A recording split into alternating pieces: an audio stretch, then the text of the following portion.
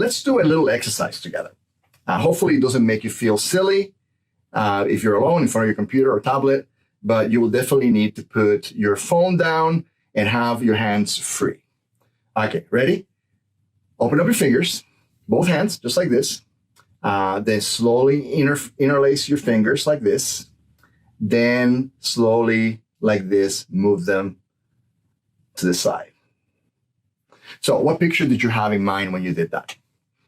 If the picture that comes to mind is gears, like the gears of a machine or an old clock, then we're thinking about the same things, right? Gears moving just like that. When we think about gears, we visualize a cogwheel on a piece of machinery, a gear wheel on a bike maybe.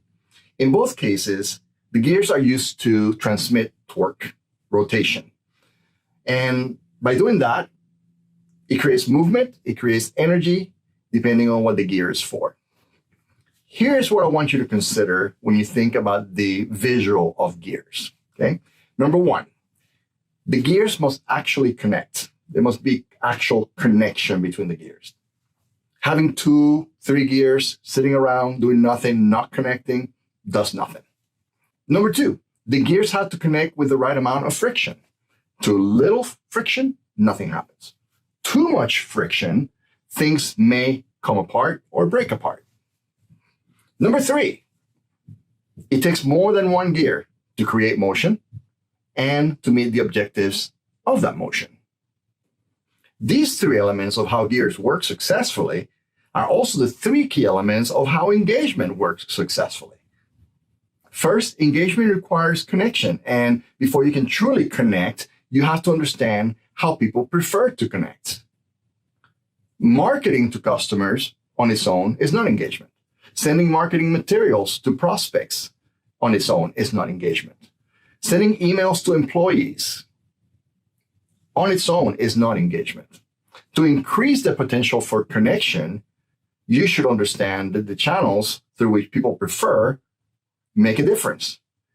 Connection and communication are part of engagement. Engagement also requires that you understand the expected level of friction that's necessary, just like with gears. Friction does not always have to do with pressure, by the way, but sometimes interactions do require some degree of pressure for engagement to take place. Friction has to do with the level of intensity or frequency of engagement that people expect based on the type of relationship that they expect.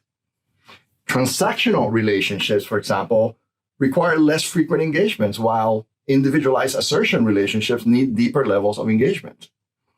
Remember that individualized assertion relationships were the ones that require more concessions on both sides from both parties, and therefore more frequent and intense engagement. Thirdly, engagement also requires collaboration, and sometimes I think that this may be the most important aspect of engagement, because engagement must lead to value co-creation. When you send surveys asking your customers, employees, and partners to give you feedback about how they're doing, do they believe that they're going to actually get something out of it, that there will be some value co-creation that comes from that feedback? When you try to engage with a customer, do they believe the engagement will result in value? When you compel employees to be more engaged in their work, do you tell them how those efforts to engage will result in mutual value for them and for you? Once again, we see that calculation in place. Rewards minus cost equals outcome. How often do you ask your business stakeholders about their engagement expectation? How about their preferred method of contact, their preferred method of engaging? What about the level of intensity and frequency that they need in order to engage? Do you talk to them about what it would take for them to get value and create value together through engagement? Let's have that conversation together, and let's find out how engaging your engagement is. Much like gears, engagement must include elements of connection, friction, and participation to be effective. Engagement requires attention and commitment to achieve connection. Engagement requires the right level of pressure and frequency.